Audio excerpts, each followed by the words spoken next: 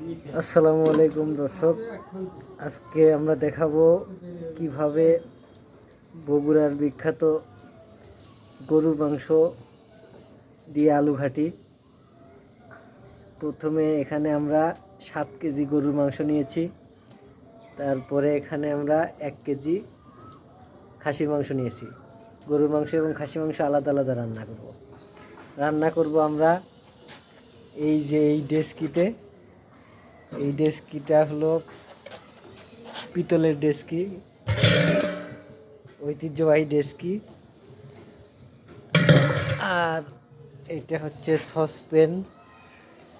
আর এদিকে আমাদের রান্না করবেন বিখ্যাত বগুড়ার বিখ্যাত বাবুর্চি, আমাদের অত্যন্ত প্রিয় বুলবুল ভাই। দেখি বুলবুল ভাই এদিক তাকান। আচ্ছা, বুলবুল ভাই এখন গাজর কেটে নিচ্ছেন। এখানে আমাদের আরও সালাদ বানানোর জন্য শসা আছে এবং টমেটো আছে। আর এই যে বুলবুল ভাইয়ের যন্ত্রপাতি, এগুলো সব যন্ত্রপাতি। আমরা অ্যাকচুয়ালি রান্না করতেছি ছাদে। এই যে আমাদের বাজার, আর ছাদের উপরে আমাদের এই যে চুলা আছে, চুলাতে আমরা পানি গরম দিয়েছি, পানি গরম করতেছে। এই তোমার নাম বলো? ইউসুফ। আমাদের পানি গরম হয়ে গেছে, আমরা এই গরম পানিটা এখন নামিয়ে রাখবো। আমাদের বুলবুল ভাই এবং ইউসুফ পানিটা নামিয়ে রাখতেছে। এই পানিটা আমরা পরে কাজে ব্যবহার করব। ডেস্কিটা চুলায় তুলে দিয়েছি। এই যে ডেস্কি, শুকনা কাঠের আগুন দাউ দাউ করে জ্বলতেছে। প্রথমে তেল দিয়ে দিল। বুলবুল ভাই তেল কতটুকু দিলেন? তেল দিব হালকা 1.5 লিটার। আচ্ছা, 1.5 লিটার তেল দিলাম। এখানে তেল গরম করতেছি, আর বুলবুল ভাই মশলাগুলো রেডি করে নিচ্ছে। কি দিলেন? তেজপাতা, তারপরে মশলা, গরম মশলা, সবগুলো মশলা একসাথে মিশানো। গরম মশলার মধ্যে কি কি আছে? সাদা এলাচ, কালো এলাচ, দারচিনি, আর তেজপাতা আছে। এরপরে পেঁয়াজ দিয়ে দিলেন। পেঁয়াজ কতটুকু দিলেন? 2 কেজি। 2 কেজি পেঁয়াজ, কাটা পেঁয়াজ দিয়েছে।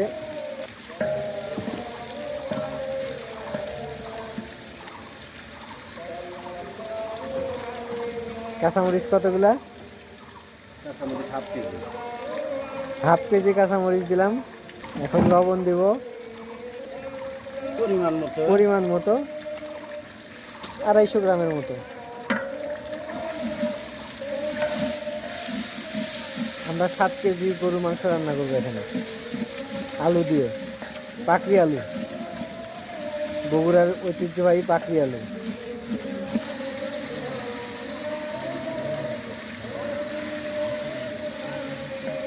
একটু নাড়া দিচ্ছে মাঝে মাঝে, আবারও নাড়া দিচ্ছে, বারবার নাড়া দিচ্ছে, যেন পেঁয়াজটা না যেন লেগে যায়।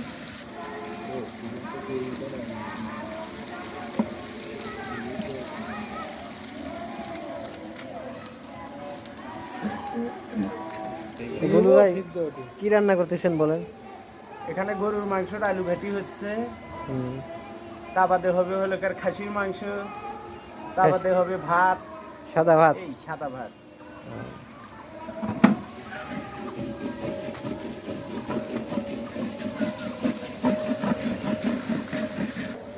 দর্শক, টোটাল 20 মিনিট ধরে এই পেঁয়াজ ভাজতে হবে। তারপরে পেঁয়াজ ভাজা শেষ হলে পরবর্তী স্টেপ। আমরা এখনো পেঁয়াজ ভাজতেছি। পেঁয়াজ ভাজতে ভাজতে যখন বাদামি কালার হয়ে যাবে, তখন আমরা অন্য মশলা দিব।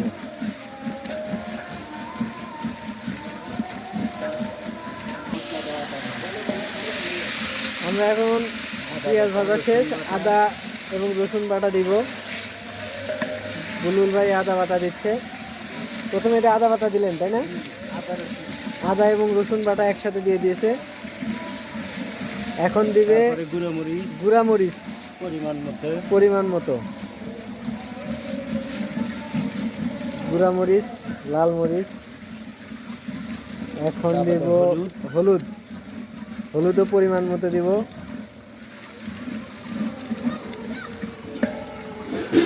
এরপরে আমরা এই যে গরম পানি দিব ওখানে, এর মধ্যে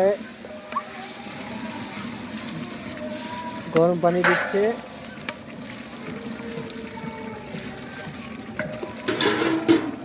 আচ্ছা, এর মধ্যে আমরা কাটা আলু, পাকড়ি আলু, বগুড়ার বিখ্যাত পাকড়ি আলু কতটুকু দিলেন?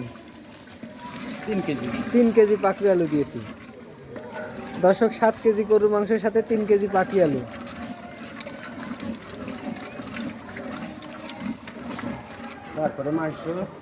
তারপরে আমরা এর মধ্যে গরুর মাংস দিয়ে দিব। এই যে আমাদের 7 কেজি গরুর মাংস দিলাম, 3 কেজি পাকড়ি আলু দিলাম। দেওয়ার পরে এখন বুলবুল ভাই নাড়া দিচ্ছে। তারপরে জিরের গুঁড়ো, ধনিয়া গুঁড়া দেওয়া হলো। এখন জিরা গুঁড়া পরিমাণ মতো দিলেন আমাদের বুলবুল ভাই। মশলাগুলো ঠিকভাবে মিক্সড করার জন্য নেড়ে দেওয়া হচ্ছে। যদিও রান্নার কেবল শুরু, অথচ কালারটা দেখেই খুবই লোভনীয় আর কি। মনে হচ্ছে যে এখনই খাওয়া যাবে আর কি। খুবই চমৎকার কালার এসেছে। আবার মাংসটা নাড়া দিয়ে দিচ্ছে বুলবুল ভাই। একটা কথা না বললেই না, যে এই পিতলের ডেস্কিতে আলু ঘাটি যে স্বাদটা হবে, যে মজাটা হবে, এটা কিন্তু অন্য ডেস্কিতে হবে না। আবার একটু লবণ দিয়ে দিলেন। আগুন জ্বলতেছে, থাকতে হবে আলু ঘাটি। আগুন দাউ দাউ করে জ্বলতেছে। এখানে জালেরও কিন্তু একটা ব্যাপার আছে, ঝাল আর জাল, ঝাল আর জাল, এই দুটো ঠিক হলে সবকিছুই ঠিক। কি কি? ঝাল আর জাল। জাল, ঝাল যদি ঠিক মতো হয় আর জাল যদি ঠিক মতো হয়, তাহলে আলু ঘাটি সুস্বাদু হবে।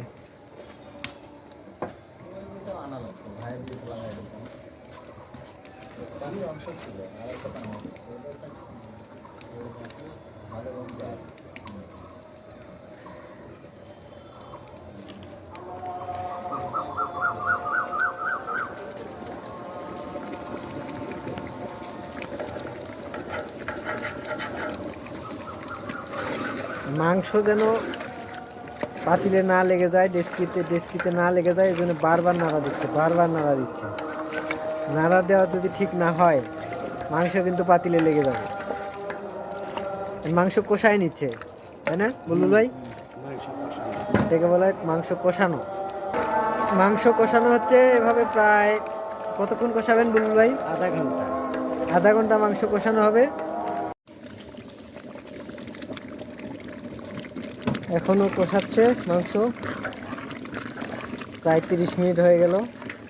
আচ্ছা বুলবুল ভাই, মাংস কষানো শেষ, এখন ঝোল দিচ্ছেন নাকি? আচ্ছা, এখন ঝোল দেওয়া হচ্ছে। আর একটা বিষয় খুবই লক্ষণীয়, যে এই ঝোলটা কিন্তু অবশ্যই, যে পানিটা ব্যবহার করা হচ্ছে, এটা গরম পানি না বুলবুল ভাই? এটা আগেই গরম করে রাখা পানি। আপনারা দেখতেই পাচ্ছেন যে একদম টকবগে গরম পানি, সেখান থেকে নিয়ে পরিমাণ মতো ঝোল দেওয়া হচ্ছে। ঠান্ডা পানি দিলে সমস্যা কি ভাই? ঠান্ডা পানি দিলে বান্তারে তরকারিটা ভালো হবে। আচ্ছা আচ্ছা, যদি ঠান্ডা পানি এখানে ব্যবহার করা হয়, তরকারির স্বাদ অনেক অংশেই কমে যাবে। মানে টেস্ট বলতে কিছুই থাকবে না আর কি। এটা একটা বিশেষ মনে রাখার মতো বিষয়। সুস্বাদু রান্নার জন্য এটা আমার কাছে মনে হয়েছে যে এই পদ্ধতিটা সবাইকে অনুসরণ করা উচিত। ঝোল দেওয়ার পর ঢেকে দেওয়া হলো। এখন জাল দিতে হবে। কত মিনিট চলবে ভাই এইভাবে? এইভাবে তাও মনে করেন যে মিনিট 20 আচ্ছা, মিনিট 20 এখন একটানা জাল চলবে।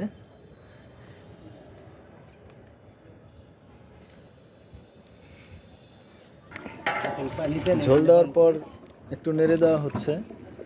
আগেই বলেছিলাম যে এভাবে 20 মিনিট জ্বালাতে হবে। আর সবচেয়ে বড় কথা, বুলবুল ভাই আগেই বলে দিয়েছেন যে ঝাল এবং জাল, হ্যাঁ, এই দুইটার কম্বিনেশন ঠিকঠাক হলেই রান্না সুস্বাদু হবে। গরম পানির কথা তো বুলবুল ভাই সেভাবেই আগাচ্ছে, আমরা দেখতেই পাচ্ছি।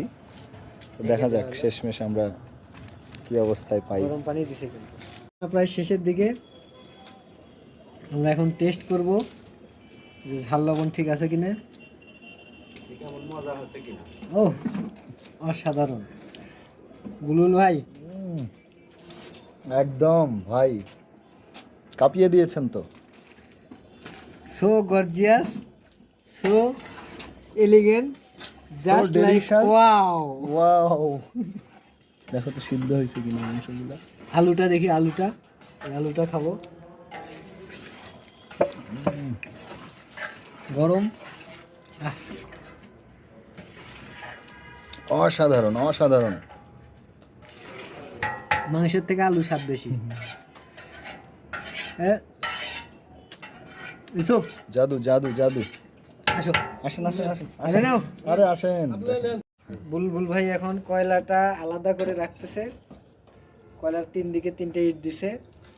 এই ইটের উপরে এখন পাতিলটা তুলে দিবে, ডেস্কিটা তুলে দিবে, তাহলে মাংসটা সিদ্ধ হবে। তাহলে মাংসটা সিদ্ধ হয়ে যাবে। সিদ্ধ বাকি কাজটা। সিদ্ধ হয়ে গেছে, কিন্তু লাস্ট ফিনিশিং এটা একটা রান্নার একটা কৌশল বলা যেতে পারে। এই কৌশলে বুলবুল ভাই রান্না করে। কি বুলবুল ভাই, মাংসটা ভালো সিদ্ধ হবে। মাংসটা ভালো সিদ্ধ হবে এবং নরম হবে। আমরা এখন এই ডেস্কিটাকে তুলে এই কয়লাটার, গরম কয়লাটার উপর, লাল টকবগে কয়লার উপরে রাখবো। রেখে আমরা ডেস্কিটা ঢেকে দিব। দেওয়ার পরে এটা এই অবস্থাতে থাকবে। এখান থেকে নিয়ে আমরা পরিবেশন করবো এবং খাবো।